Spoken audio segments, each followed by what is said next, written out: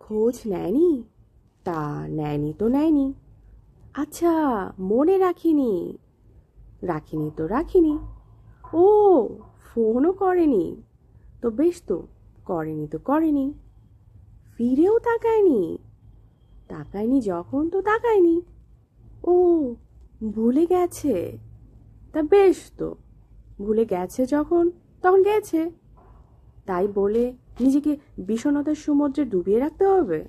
নাকি হাসতে ভুলে যেতে হবে?